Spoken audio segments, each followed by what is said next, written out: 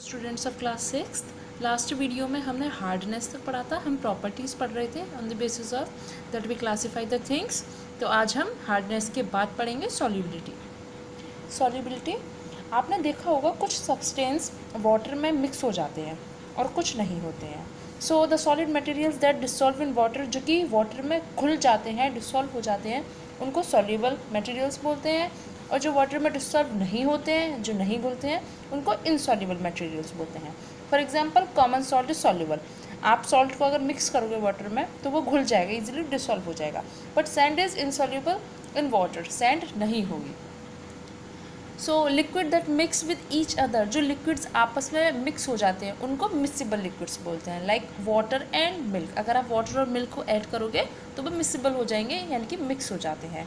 And liquids that do not mix with each other are called immiscible liquids. For example water and oil are immiscible liquids. अगर आप water और oil को mix करोगे तो oil आपको उसमें ऊपर ही दिखाई देगा, वो उसमें मिक्स नहीं होगा, मर्ज नहीं होगा। So these are called immiscible.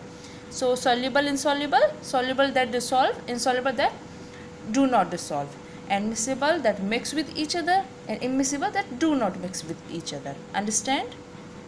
Next one is floating and sinking. Density.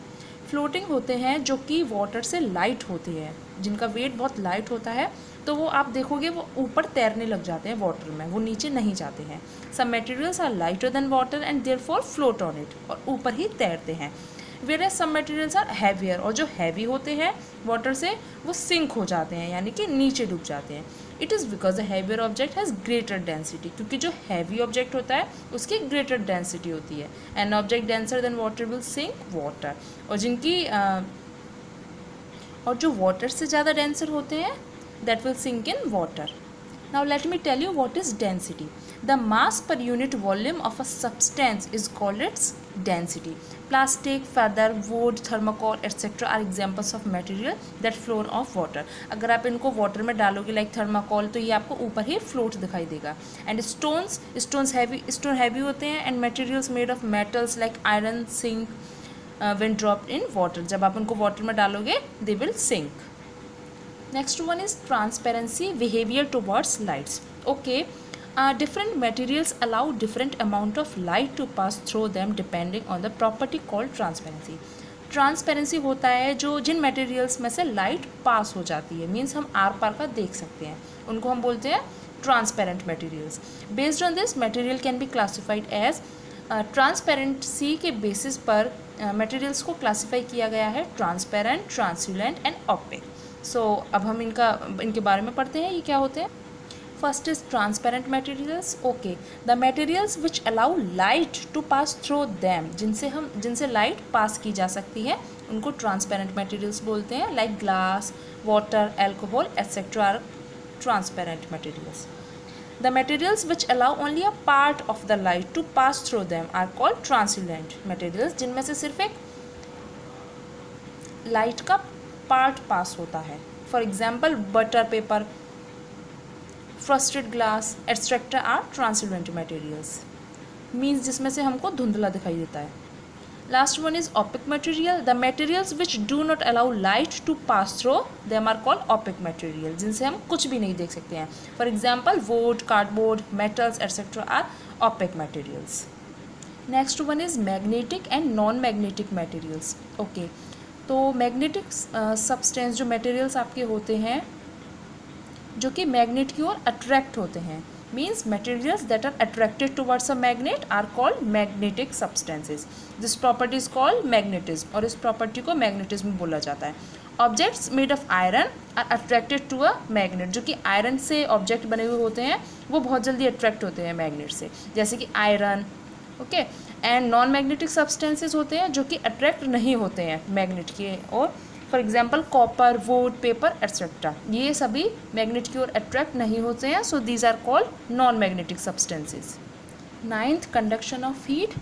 Okay, तो बच्चों आपने देखा होगा कि आपकी किचन में जो यूटेंसिल्स होते हैं वो मेटल के होते हैं, बट जनरली उनके जो हैंडल्स होते हैं they are made up of wood या प्लास्टिक के वो बने हुए होते हैं, क्योंकि जब आप उनको पकड़ते हैं तो वो हीट पास नहीं होती उनमें, means you can hold them easily.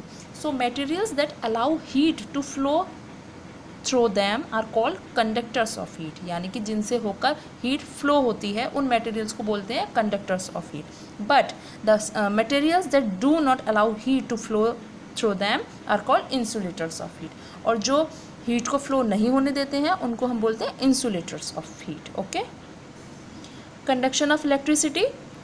Electricity is our need. We use electricity in homes, offices, factories and schools. It is supplied to us through cables and wires.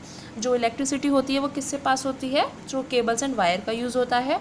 Okay, जो केबल्स एंड वायर होती है उन पर copper और aluminium की coating होती है जो कि हमें इलेक्ट्रिक शॉक लगने से बचाती है। These cables generally have a plastic covering, उसके ऊपर प्लास्टिक कवरिंग होती है। This is done to save us from electric shock because plastic does not allow electricity to pass through it, क्योंकि प्लास्टिक से इलेक्ट्रिसिटी पास नहीं हो सकती।